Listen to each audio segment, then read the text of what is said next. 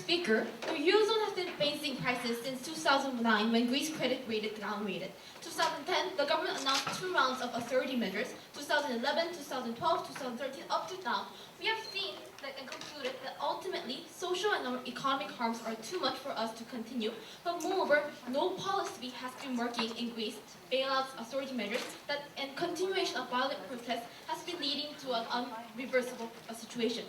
We are now at a state where the IMF has came out and acknowledged that the country is unlikely to recover until a good portion of its debt is wiped out, which is why today for the government, for the sake of the Eurozone, Greece, and the whole world economy as a whole, we would like to forgive Greece's debt. Today we will mainly prove to you in 2 levels. Why? First of all, in the principle, why the debt should be forgiven, that Greece should not bear the entire burden of the debt. But secondly, why there was also a fault, and also Greece can't get out of the situation, which is why it is more rational for us to provide an alternative measure to seek for a solution. But before I move on to any of my constructive cases, let's define this motion.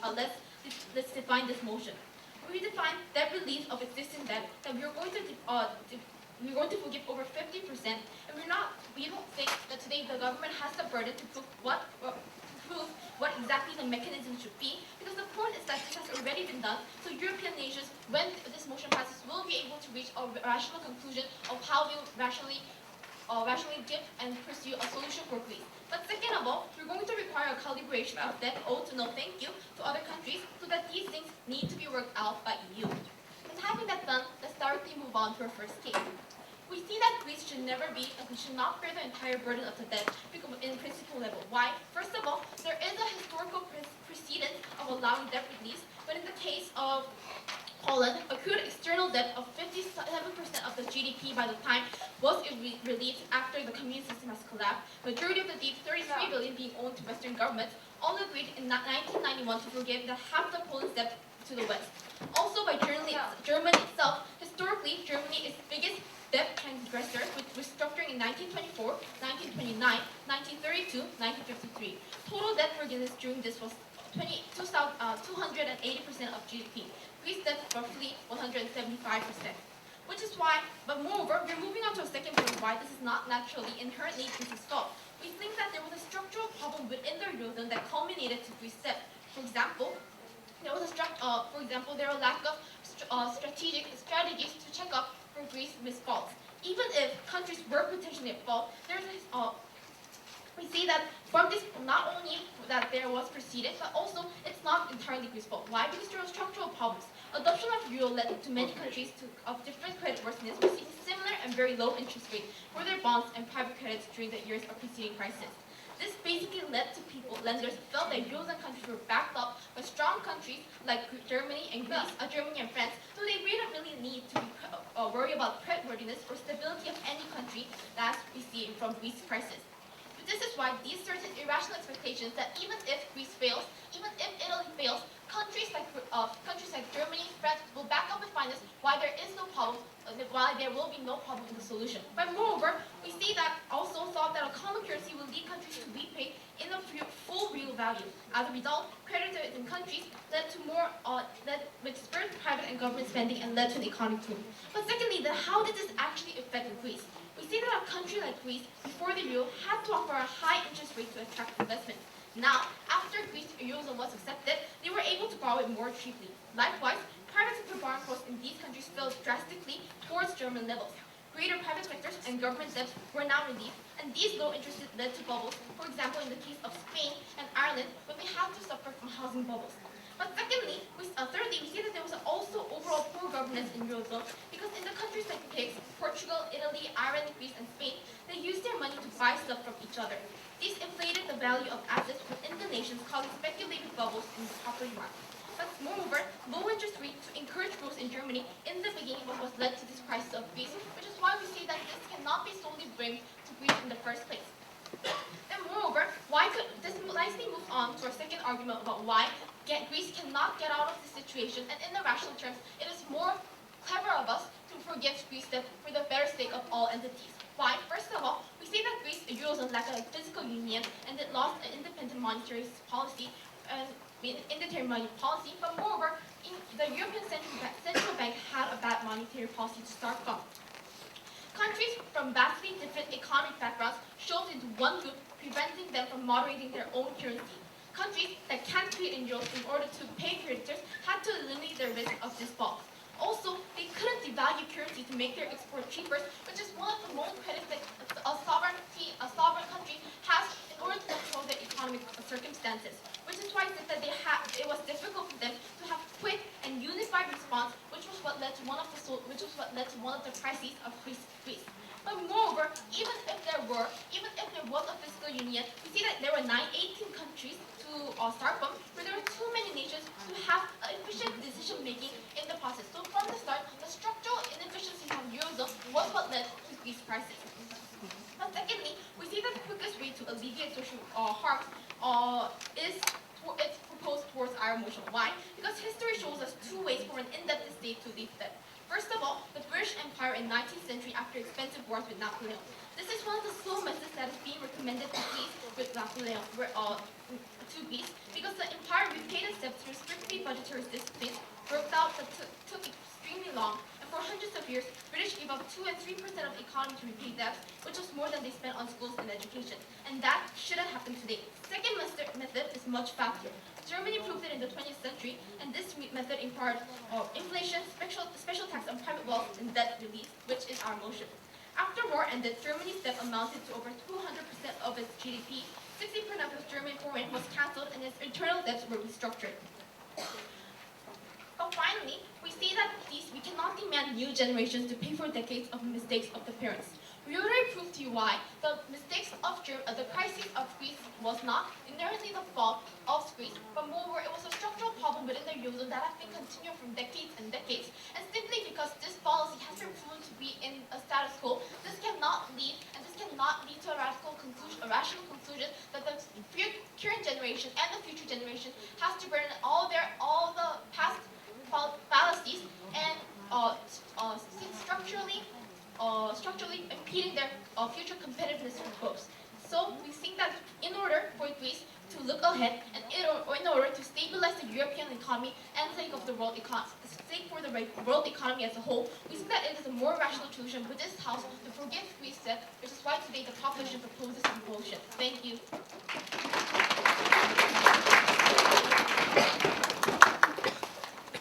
Right, we thank the previous speaker. To open the case of the opposition side, I'd like to invite leader of the opposition.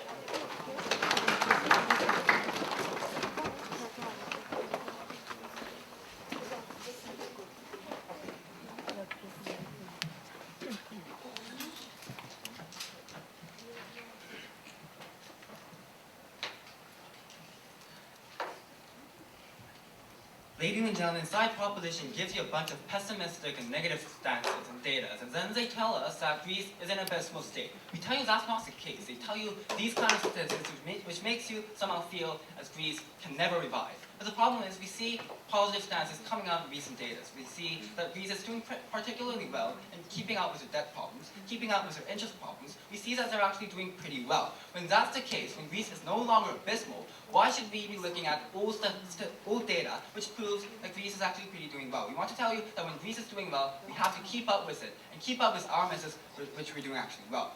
When we are simply forgiving it, even though there's a better trend, a positive trend happening, I think that shouldn't be European Union's approach, especially when we're actually going back in the positive trend.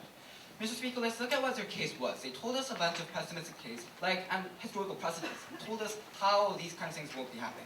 First of all, they talked about Germany, like how 200% of their debt was relieved. Mr. Speaker, first of all, these things are completely different with Greece and Germany's stance. We tell you that Greece isn't in a war situation. Their whole infrastructure wasn't destroyed. Their industries are still vital, and their industries are still intact, Mr. Speaker. We want to tell you that Germany was in a different stance. They had their infrastructure, their whole factory is completely destroyed. But other than that, we still think that 200% was too much exaggerated. Why is that? Mr. Speaker, considering the fact that those kind of times were the Cold War, where we had Marshall Plans, where the United States was simply pouring out money to Germany, things that were giving debt wasn't because Germany necessarily needed 200% of their debt actually forgive. It was because the United States simply wanted to stop communism spreading, Mr. Speaker. There's a clear difference between the 200% they've actually mentioned and the real status quo of that time, Mr. Speaker. Second of all, Britain. He talked about how Britain's case is actually different because Britain suffered from hundreds of years solving their debt problems. Mr. Speaker, first of all, if they have actually solved their debt problems through hundreds of years of suffering, what's the problem? They actually solved it, they paid it back, they don't have the problem right now. If that's the case, Mr. Speaker, if Greece can do it just the same, we don't see what's the problem. Both Greece benefits because they can pay it in the long term, and also these countries, Germany, other EU nations who have invested into Greece can also benefit because they get some money back. We see that their case of simply forgiving all these debts isn't really the necessary scenario because we can in fact do it. Britain's case, they actually show us how it is capable for their industry to become revitalized, to become a part of our society again. When that's the case, Mr. Speaker, their historical precedents are not actually supporting theirs, it's actually supporting side opposition. Also, they told us how Greece's economy wasn't really a problem of themselves, but because of outside sources like 2008 housing bubble or whatnot. Mr. Speaker, if that's the case, Mr. Speaker, think of Germany, France, or other nations, even the United States, the home place of 2008 housing bubble did suffer, but they still were able to get out of that housing bubble crisis. If that's the case, Mr. Speaker, why not Greece? Greece didn't simply suffer because they had a lacking economy. It was because of internal corruption or internal problems as well, Mr. Speaker. When that's the case, Mr. Speaker, it should be that EU and other nations should be forcing Greece in order to actually change their society and change their overall reforms, actually force reforms within that nation, Mr. Speaker. We think that it shouldn't be the case when Greece should be forgiven in every on needs and simply be lenient so that they can do that same fault again, Mr. Speaker. We might have a second Greece crisis and third and fourth Greece crisis. We don't want that. We want Greece to change so that they can now manage their own economy again. Having that said, let us move on into our own arguments. Firstly, we believe that forgiving Greece debt is encouraging poor economic decisions of the Greek economy. Greece lied about this debts, ladies and gentlemen. They lied that they have lesser debts than they actually did. And they actually had laws of corruption, bureaucracy, tax evasion, and all of these things. Mr. Speaker, Greece does not deserve any debt forgiveness. They actually lied to their own citizens, and in order to do so, the public sector is notorious with corporate practice of clientism to gain votes and trying to get populism votes, Mr. Speaker. We think that's the case of corruption. It's fundamental root of Greece's economy completely collapsing down. When we see Greek politicians gaining immense benefits by having populist elections or whatnot, and also favoring their own clients, their own corporate clients, and also giving out bonuses just because they're actually not late on time, we think those kind of practices should be reformed. It's something that we should change, not encourage, Mr. Speaker. When we're suddenly encouraging and simply saying that we can forgive all of these practices and do it again, Mr. Speaker, that's the case when we have a second Greek crisis.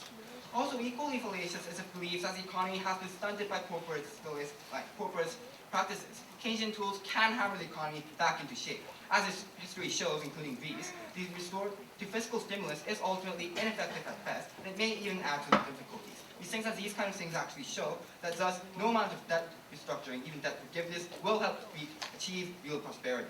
And what they need is not a short-term relief, but a long-term cure, Mr. Speaker. That's why side opposition today will give you a long-term cure, which does not simply forgive things in the short term, but solves things fundamentally.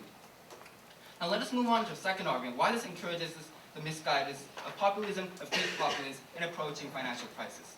Mr. Speaker, first of all, we want to tell you again, in the status quo, we have seen until now Greek politicians have been A, corrupt, but B, resorting into populistic stances and elections. When that's the case, and this country's despicable conditions, actually had the bailouts resort into referendum in deciding whether or not to take the latest bailout plans, which came as really restrictive reforms, so that it will buy them time to refuse multiple proposals that came from Eurozone creditors and simply walk out, as they had done in a few weeks or so.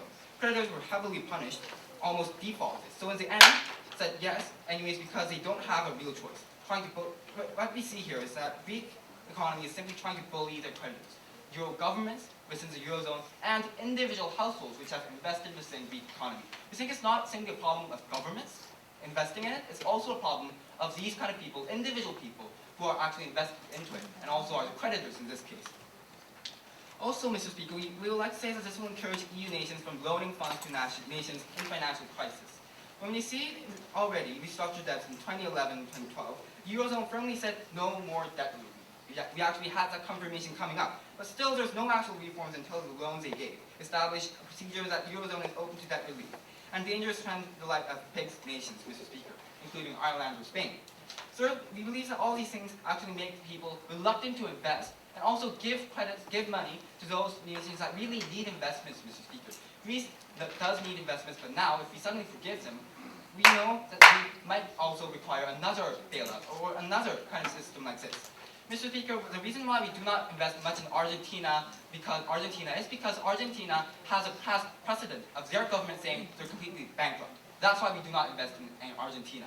Mr. Speaker, same thing. If Greek economy suddenly says they're bankrupt and needs forgiveness, investors won't come. And we cannot revitalize Greek economy again. And what's the purpose here? We want to have a long-term cure. And when that's the case, it's side opposition that gives you that cure. Thank you.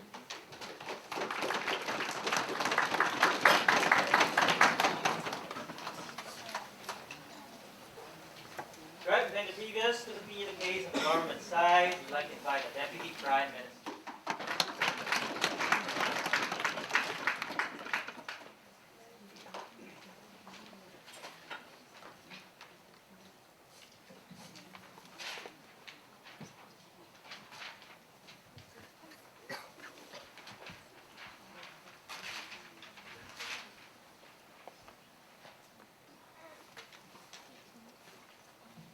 May I start?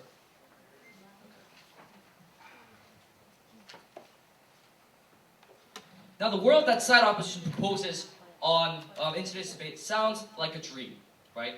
We are forced to make Greece do the things that it deserves to do, right? And without any practical consequences. And why does this sound like a dream, ladies and gentlemen? It's because it is a dream. We can only go so far as to pursue the ideal before we have to confront reality. And today, in the face of reality, we propose this motion that we should, of course, try to forgive Greece of its debt. But before we move on to our last argument, that this policy is the best option for the European Union as a whole, let's take a look at two things first. First, I'm going to take a look at their arguments. And second of all, I'm going to be taking a look at their responses to our team's case. So first of all, let's move on to rebuttal of their arguments. The first point that they came up with was that Greece is keeping up with its debt problems and it has the capacity to continue to take care of its debt crisis. Ladies and gentlemen, we say keeping up is not enough. We already see in the current status quo, there are serious problems that we see. For example, we have seen that Greece has actually taken on these calamity measures in 2015. Banks have been forced to close down because of the economic crisis. Economic crisis that continued to happen. We see that even in 2015, there were serious consequences that Greece had to undergo because of its debt crisis. And we believe that even if it continues to keep up with its debt, we believe that it can never be able to fully solve its debt, and that is the problem we see in the current status quo.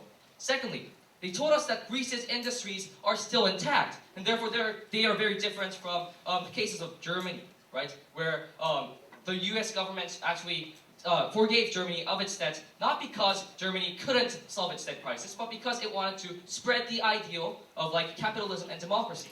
Exactly, ladies and gentlemen. If the US government and the world forgave Germany of its debt because it wanted to spread some ideals, we believe that in the face of a situation where Greece cannot fully solve its debt crisis effectively, we believe that just for the sake of practicality, we should, of course, relieve Greece of its debt. And we saw that there was a problem in their argumentation that they gave us. Sir, What they gave us? Yes. The Cold War simply wasn't about practicality. It was about using money to show that the other side, the opponent... Yes, sir, I get it. Sit down. So exactly, ladies and gentlemen, that's what we mean. We are talking about a situation where in history, there were cases in which the world actually used money and tried to relieve a country of its debt crisis to spread some ideals. And we still see that side opposition, which uses such evidence, tries to tell us that, when it's physically impossible in order to solve this crisis, we should let Greece continue to try and solve this impossible crisis, right? So we see that in the fundamentals, there is a flaw in the logic, right? We believe that ideals, when it comes to practicality versus ideals, practicality always trumps ideals when there is no way to solve the problem, and we believe that therefore we should go through this policy. But also they talked about how Greece lied about its debt. They told us that this was a problem of corruption. So we saw that there were flaws here as well, right? We saw that the role of economic policies in the current status quo in the EU is to make sure they catch certain cases of corruption, right? Certain cases where politicians try to lie. We believe that when there is a current status quo where the system in which the EU is like part of, which is the European Union, right, the European Common Currency like organization, we believe that when the organization itself cannot catch these acts of its members, it also bears responsibility, and therefore it cannot simply blame Greece alone, and it has to help Greece out when it comes to taking care of its debt crises. We also believe that this was not a pure choice. No, this was not a choice that these politicians made simply for their own benefit and their own greed, but it was purely because the European Central Bank pushed austerity measures against Greece, which was already suffering and being pressured by these outer pressure of like austerity measures. So we believe that the actual way in which the ECB tried to solve the crisis itself was flawed. We see that because of these outer pressures, because the ECB simply imposed these austerity measures without giving any real solvency, that was a problem, and that was what motivated Greece to continue to lie about its economic state. We also believe that, to their argument about how it's going to encourage nations to take similar stances as Greece in the future, we believe that this is not true. Because at the actual cost of going through such debt crises and going through like these measures where they acquire help from outer like organizations like the ECB is very tiresome for the government of a country as well. We believe that the cost that it took for Greece was very major, considering the citizens and the suffering that they had to go through because of these economic crises, the type of austerity measures and like negotiations that had to take place between other countries because of Greece. And we believe that countries won't be motivated to fall into the same mistake and continue to have these crises in the future. Now, to their arguments about populism, we still saw that this was an absurd idea. Because at the end of the day, this type of populism occurred because of the actions that were taken and the measures that were taken by the ECB and the European Union. No. We believe that because they were forced and they tried to strong-arm Greece into complying with its austerity measures, Greece was forced to adopt these types of populist ideals in order to calm its citizens. And we saw that this was a responsibility that is shared by Greece as well as the EU. But let's take a look at their response to our arguments now.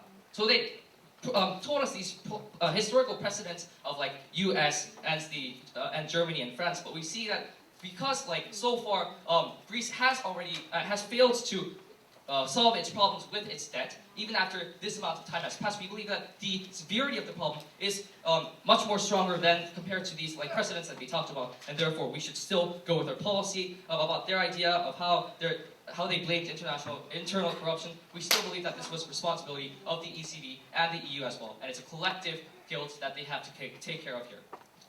But now let's take a look at our arguments.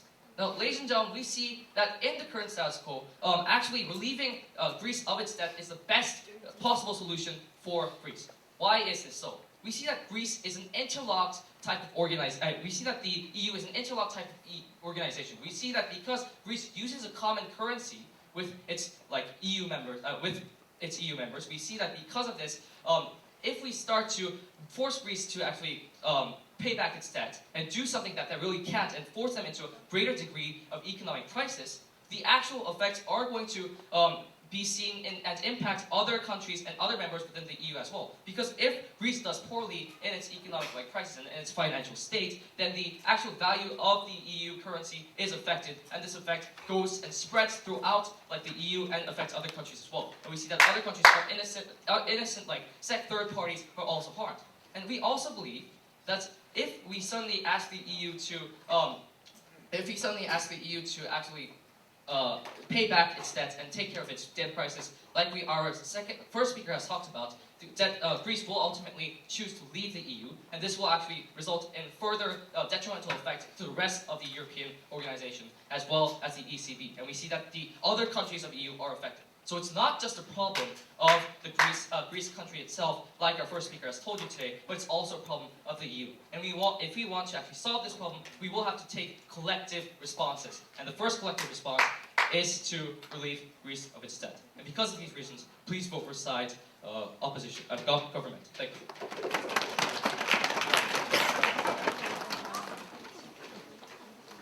Right, thank you, Mkedt. We now would like to recognize the Deputy Leader of the Opposition.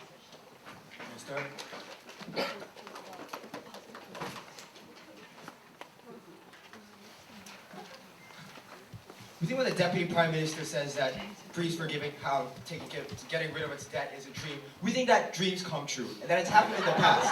That's exactly what's going to happen. We see precedents where Greece is already on an upward trend, where it's improving its GDP and its unemployment is going down. The case where we already see that Greece is showing more capability for paying back its debt. What we saw from side proposition was incorrect economics. They told us that, oh, the debt matters. That's not the case. The US has the highest external debt in the world, a couple $1 trillion, but yet it's one of the best economies in the world. Why is that? Because it doesn't matter that you have a lot of debt. What matters is your capability to pay it back. So when they say that, oh, just because they have a little bit of higher, oh, it doesn't matter.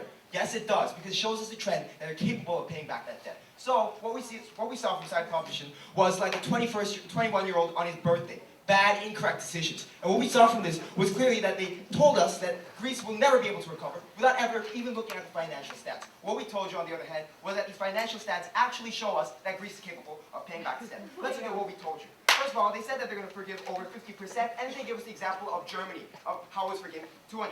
First of all, we told you that the Marshall Plans show that this wasn't an economic reason. But next, we also tell you that if you're going to forgive Germany 200%, why are you only forgiving Greece 50%, and you claim that this is the same precedent. We first of all saw that they're being soft-light in this case. They're trying to show us that they don't want to forgive that much. They're trying to go on the slippery slope. But at the same time, the main problem being that, number two, Germany, as we told you, was in a state of war and had been completely demolished, and so therefore, unlike Greece, they had little capability of actually paying back that debt. So if that case was acceptable, this case still is not. They also talked about how Poland was relieved after they were forgiven in their first argument. We already see that Poland definitely is not reaching the success of Spain, which is already in the top 20 of GDPs following the debt crisis, and Ireland, named the Celtic Tigers, which actually recovered from its economy. Guess what? None of them had their debt removed. What we saw was that side proposition only gives the example of Poland, which never reached that level of success, which never managed to pay off its debt to the level that Spain and Ireland did. So we don't think that it means that just because you can't have your debt forgiven doesn't mean that you can't pay it back, especially not in the case of Greece, which is already showing its capability to pay it back. They also talked about how, okay, in the common currency and how Greece impacted. They said that Greece borrowed cheaply and that's increased its private sector, how it led to economic bubbles. They said that it was due to poor governance in the Eurozone. We think that this characterization, first of all, is definitely not complete, especially when you look at the fact that Greece lied, which they conceded, lied about the fact that it had corruption in its government, had very inefficient governance itself, and a very poor management of its economy. This was the reason why it fell. And this is exactly why what side proposition is missing, a justification for forgiving something that was so wrong, like forgiving Greece for doing both something that's lying, scandalous, and incorrect. They never gave us justification for why it's correct. They only say that practicality, no thank you, is about ideals. Well, does that mean that we forget about ideals entirely? That is not the case. We instead tell you that these ideals are important, that we have to hold Greece accountable, and that at the same time as they are held accountable, they also are showing a capability to pay back their debt without having to be forgiven for it. Let's move on to the second argument they had about how they was incapable. We tell you this is not the case. They said that, okay, we need to take out all this debt, but we already see that we are helping them in separate ways. That's one better way to help them, for example, is in the case of bailouts, which happened last year and the year before that, for example, when Greece was failing. We gave them bailouts to make sure that part of the economy will be revitalized, not forgive half of their debt and more. That itself would be an unnecessary measure, as we've shown you, because that means that Greece will be no longer held accountable. On the other hand, bailouts have been shown to work, and even in the case of not forgiving debt. They also said, okay, because of the fact that there's two ways to leave your debt behind, there's the Napoleon method and the German debt method. Let's look at the Napoleon method. Great Britain is one of the greatest economies in the world today. It got rid of its debt. It's in a pretty good situation now and is showing its capability to pay back that debt.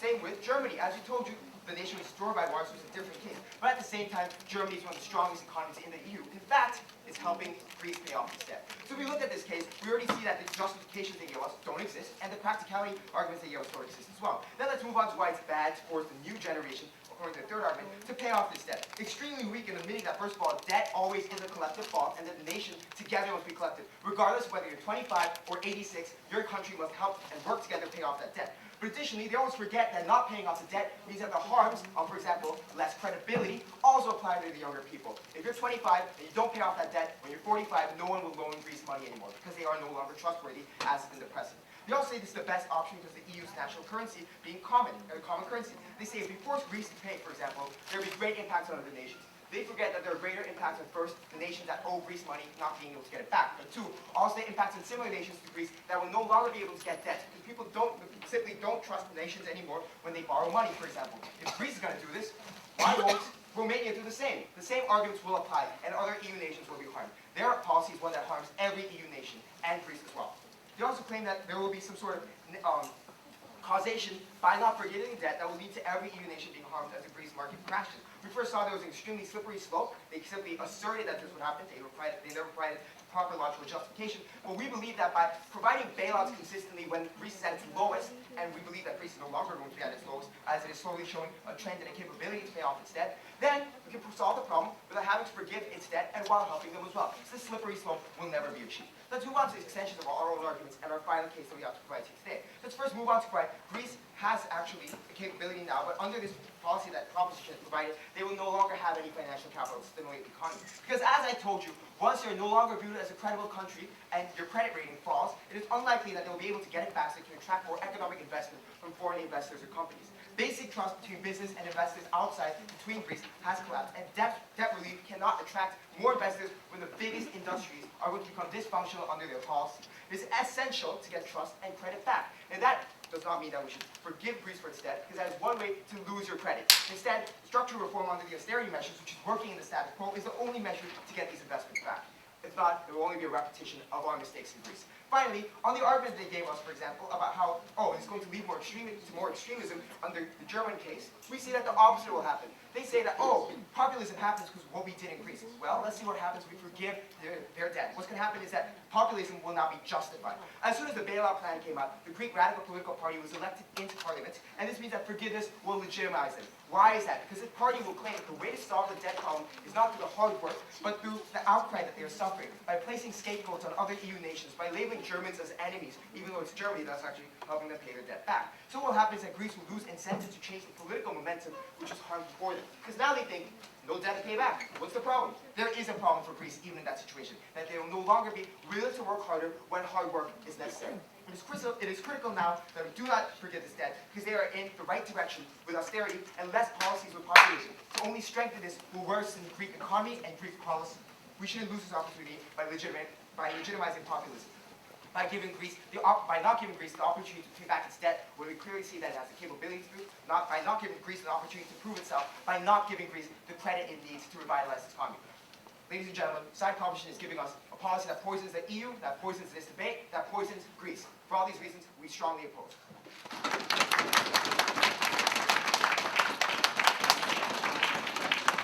All right. I'd like to thank the Deputy Leader of the Opposition. Now I'd like to invite the government witness.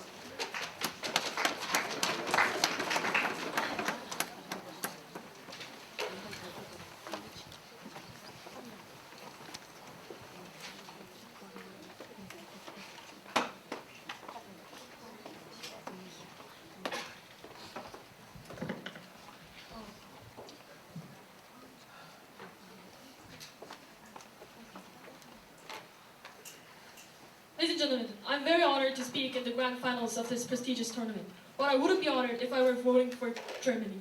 I would be humiliated if I were voting for Germany. And that is why, ladies and gentlemen, to be short, we're proud to propose this motion today.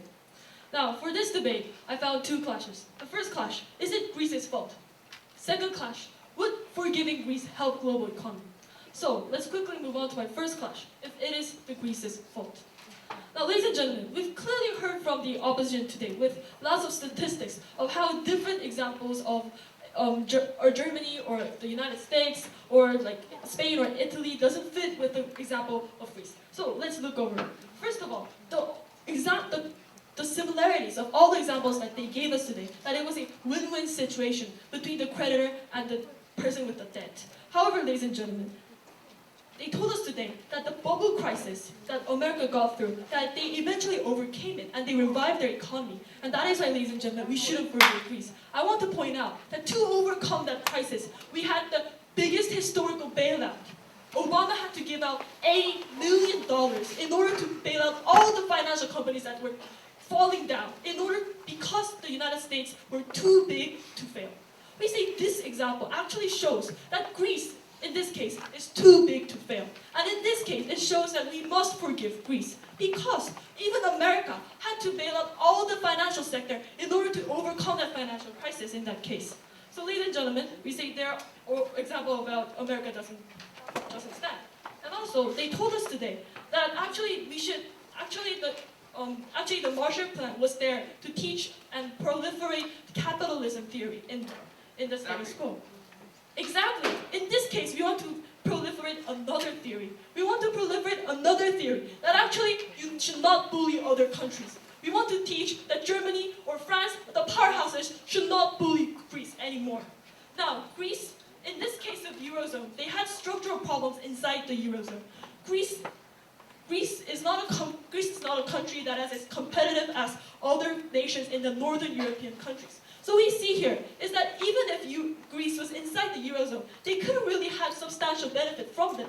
Instead, the Eurozone bullions their credibility, bullions their interest rates, and bullions their exchange rates, so that Greece was having actually more harms from the trade between north and south part of the European Union. So we say here that if we actually incarcerate and say, hey, you did wrong for this Greece, then it would be proliferating a wrong ideal. So today we say, because they love so much the ideal that they want, not the practicality, we say even in the ideal part, forgiving Greece makes sense.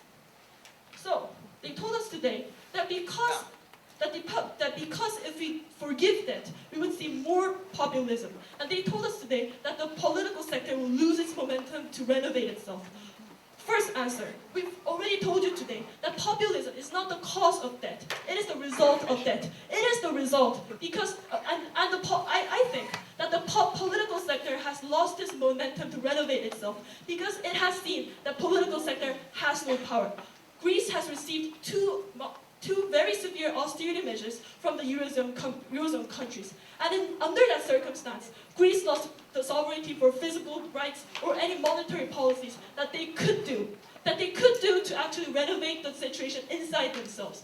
But because of the structural problems, and because market, and because money, because debt started to rule democracy that the Greece wanted to protect, they lost momentum. So we say debt made them to lose momentum. So if they forgive debt, we say, okay, we know that you had problems inside. Okay, we know that we had some problems. But because we recognize that you guys are in a dire situation, and if you guys fail, the whole global economy fails, we're going to forgive the debt and see you revive.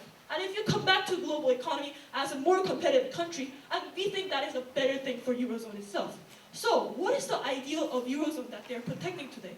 Now, Eurozone is an aggregation of many countries to proceed into a political organization in the end. The ultimate goal is for cooperation of the European countries in the European continent. And in that sense, actually we think that it would be against the idea of European Union to say, okay, we caused your debt, but after all, you did something wrong, so you have to pay back your debt. When it was actually the powerful country, the structural problems of European itself. No. So ladies and gentlemen, let us move on to the second clash of whether it would actually harm the global economy or benefit the global economy. We have already told you that it would benefit the global economy because the Greece is too big to fail. Okay, they told us today that Germany is helping Greece pay back its debt. And actually Spain or Italy, those countries have succeeded in paying back the debt. So actually Greece can do it also, and this would actually revive Eurozone. Ladies and gentlemen, what did Spain and Italy do to pay back that debt? They had to go through severe austerity measures. Well, do you really want Greece to do that again? Do we really have to sacrifice democracy and the sovereignty that Greece citizens have in order to pay back the debt? We say, in this case of Greece, we don't want to see more victims inside European zone. We say, because Greece is dead, it's a collective responsibility of the whole Eurozone, of the whole global economy. Greece is not the only person responsible for this matter. They wanted collective responsibility today. We say the collective responsibility does not actually pertain only to Greece citizens, but to whole global economy and whole Eurozone. So we want to broaden the scope of this today's debate.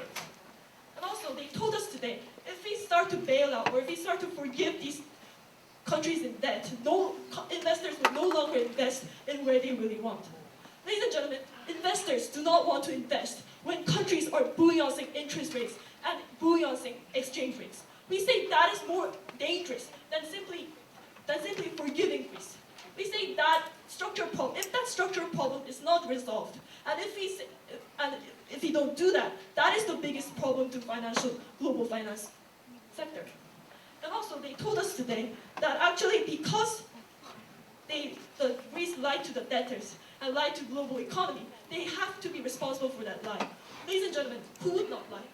Even if I was the Prime Minister of Greece, I would have liked if I could just foresee that if I just get out of Eurozone right now, my whole global economy would fall down. Because after all, to a small country like Greece, Eurozone could have been an opportunity for Greece. But instead, Greece has become a victim of Eurozone, and we say that life was not because they were immoral or they didn't want to pay back debt, but they did that to survive. And we say, because for these reasons, we're proud to propose. Thank you.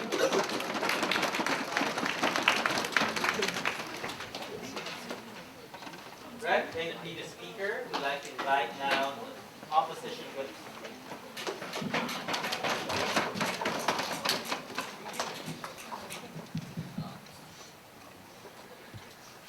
Alright, there we go.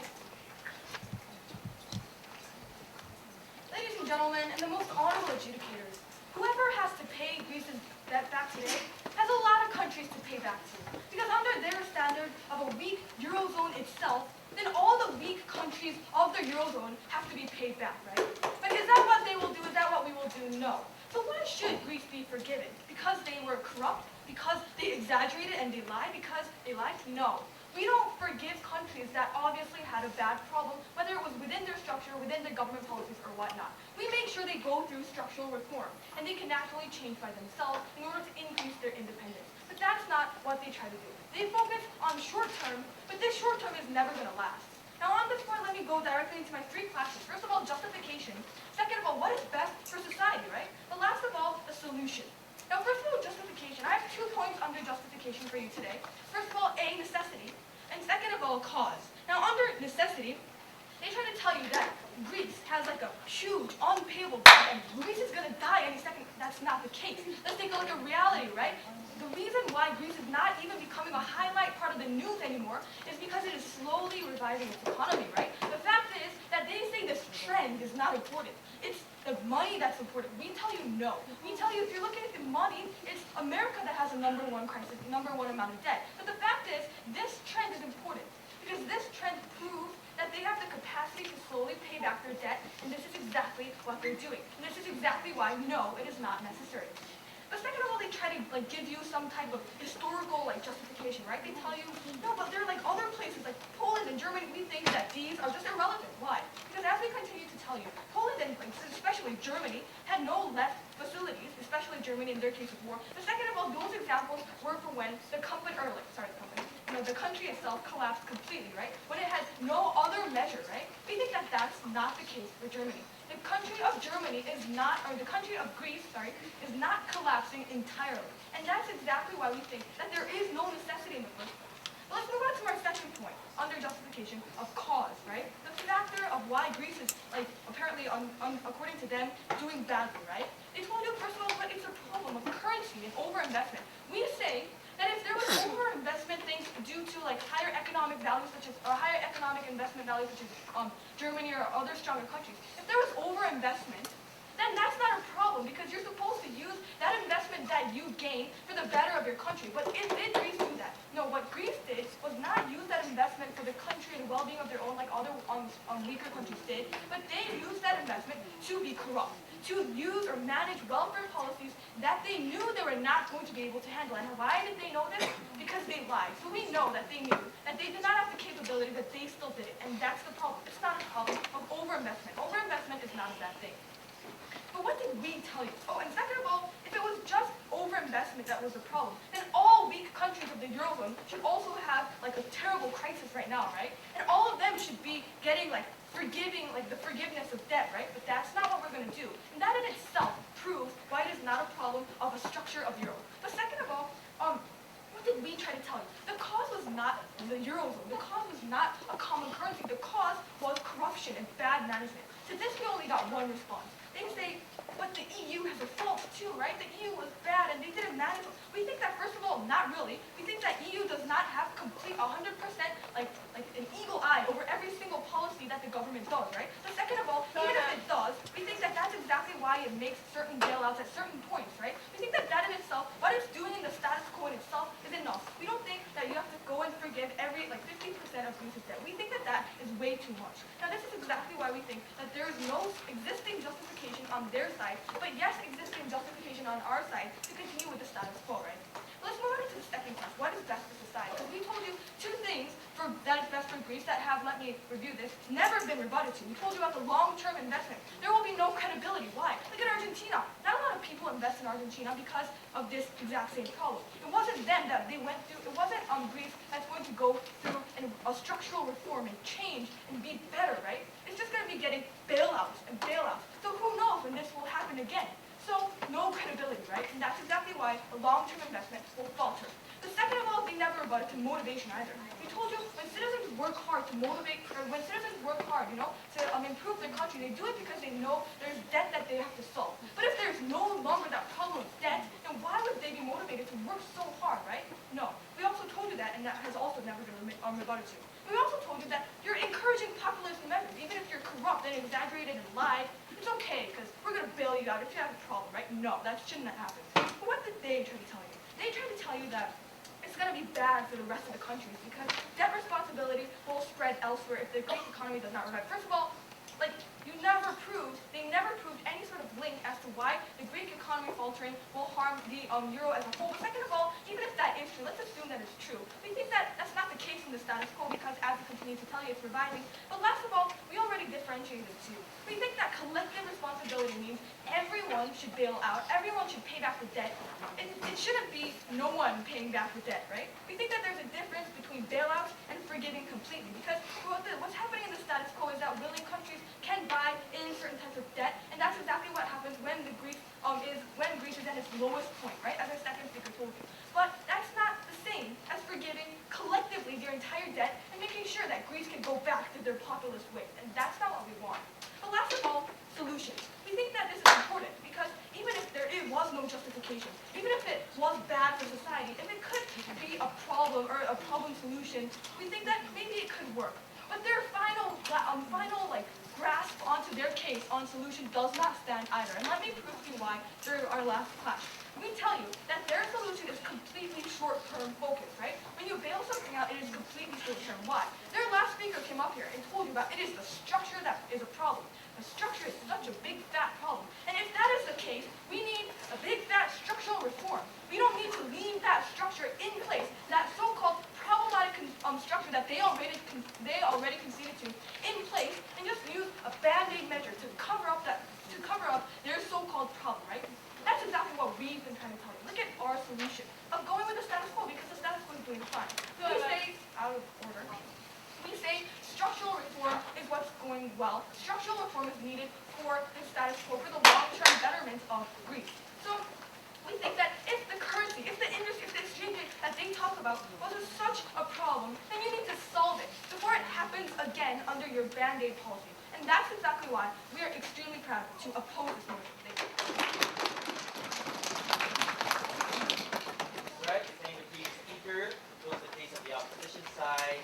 Likewise, by opposition.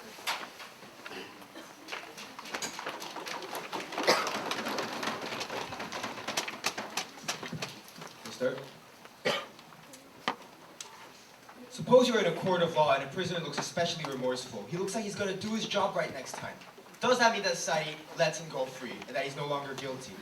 No. Instead, society works to reform him, rehabilitate him, make sure that he learns his lesson and does not commit crime again. That's how the justice system works. If you want another analogy, if you get a bullet wound and the wound is deep inside you, in your muscular system, for example, you don't cover it up with a band-aid. You solve deep inside problem that needs to be solved. And that's exactly in Greece, is through structural reform, not getting rid of the debt that's on top and forgetting the problems that are underneath. So let's look at, first of all, the lacking justification and the lacking impacts that were not clearly identified by side opposition. The white side opposition clearly showed you what's going to happen and why the problems that they provided will not occur. But instead, through their policy, more problems will arise. They talk about how practicality is more important than ideals. Because if debt cannot be paid back, we need to actually just give them the chance to just forget about all that debt. First of all, we think ideals do matter. And when side proposition hardly even touches upon the fact that Greece was at fault, the fact that Greece did things wrong, the fact that even if the EU might not have been the most helpful in that situation, they certainly were not the main instigators, unlike Greece. Unlike Greece's corruption, unlike Greece's incapability with its own economy.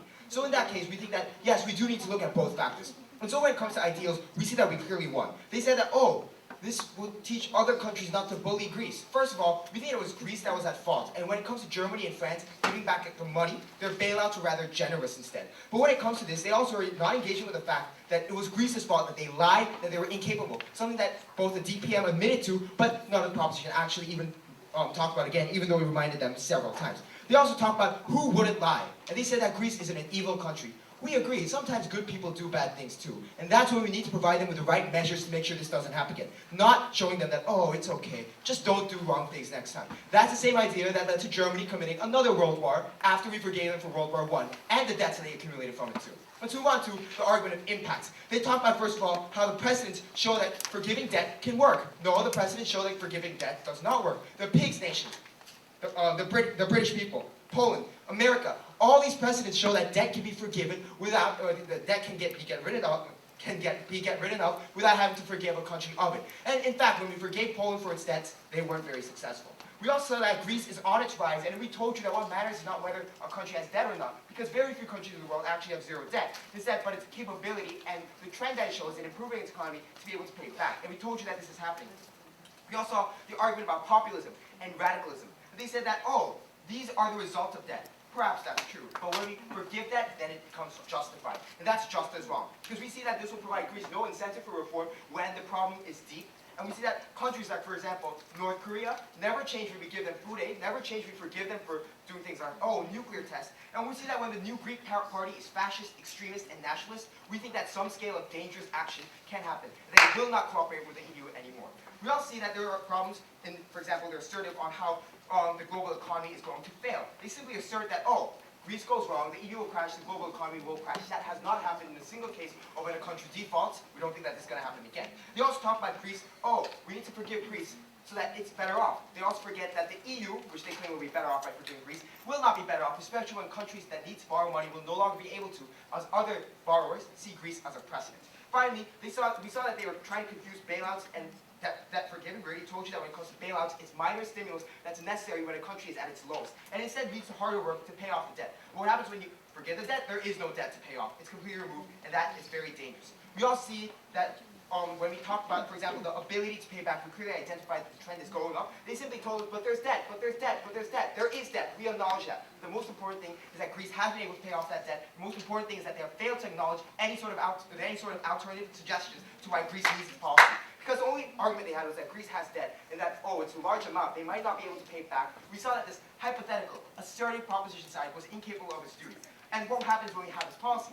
Like side proposition, there will be no engagement to its role from Greece. Like side proposition, hard work and realism will be abandoned. And like side proposition, the duty of its own country, like Greece, will be no longer kept and it will be abandoned. What we see, side proposition did not give us their duty today. They did not prove the policy that was necessary, and they did not give us a reason for why I was going to hell. We, on the other hand, showed that none of that was actually true. For all these reasons, we strongly oppose. Right, so the previous concludes the debate. Government reply.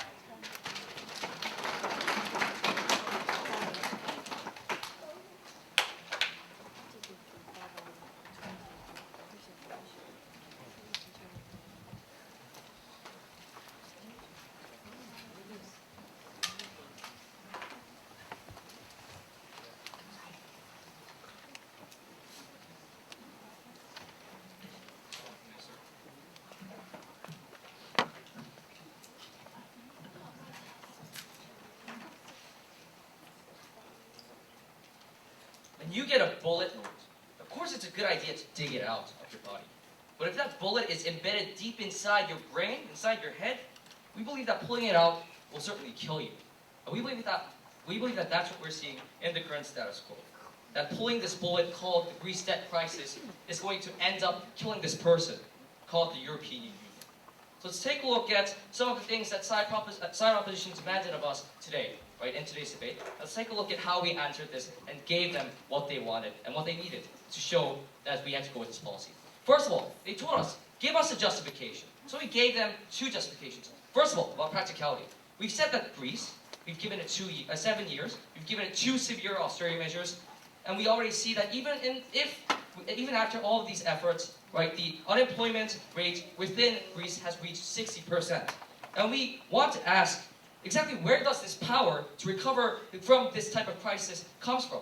right? Because we see that in the current status quo, even after all we've done, there's just no way that Greece can actually pull itself out of this pile of problems that they've made, which is called the Greece debt crisis. And we see that because there is no practicality in their suggestion, we believe that we have to forgive Greece of its debt. But we also have a second justification. We gave you this justification. It was called collective fault. We've shown you that the actual policies that were implemented by the Eurozone so far have been ineffective in actually catching these corruption of Greece itself. But we believe that that is a systematic problem within the Eurozone, and we've already explained to you that there is collective blame on this matter. And what they've explained to us is that, if this is a collective responsibility, then do bailouts. That's going to solve it. Now, ladies and gentlemen, we believe that there is no sane country, no sane nation in the world that will actually volunteer to take part in these projects where they will be losing huge amounts of money just to relieve the debt of another nation. And we've already shown you that even under their suggestion, where these countries buy certain parts of Greece's debt for the short term, right? Eventually, Greece is supposed to pay back these types of debts to other countries, and we believe that the debt doesn't disappear under their suggestion and under their alternative. But we see that this debt still remains, and this is still Greece's full burden to continue to stay. And we see that this was a problem, and we gave you two justifications at the end of the day, which is practicality and collective fault. But they also asked us to care about these types of creditor countries in the current status quo. Germany, France, the countries that lent money to Greece initially. Now we see that there's a problem here. Because the only way, if Greece is forced to pay back its debt in face on, we see that Greece and other countries that are debt-ridden will have to be thrown out of the EU. And what are the consequences of these types of actions? We believe that this will lead to investor panic, and this will actually worsen the actual credibility of the EU as a whole. And this is going to actually result in long-term investment issues, and this is going to worsen the problem of investment that the side opposition has talked about earlier. But we also believe that the other alternative, which is our alternative, is that we actually relieve the debt of Greece and its crisis, and the resulting efficiency is that we will be able to bail these indebted countries out, and the strong ones are actually helping themselves because they do no longer have to see consequences from being blamed and being discredited as a whole in this whole entire organization called the EU. So we saw that we also won this clash. But we also saw that they asked us to solve two main big problems in the current status quo. They asked us to talk about the motivation of these Greece countries. Now, we've already told you that citizens don't want to live in a country where the government has no power to actually have any financial policies and govern at all. We believe that this is actually a bigger motivation than anything for Greece to, in the future, try to recover and try to learn from its mistakes. But also about their arguments about thinking about the long term. We believe that there will be no long term without the short term policy that we give, which is relieving Greece of its crisis. Because if we don't relieve Greece of its crisis right now, the debt is going to continue. This economic burden will continue to grow, and of course it will hit Greece as well as the European Union hard. And because we've answered all these demands coming from side opposition, please vote for side proposition. Thank you.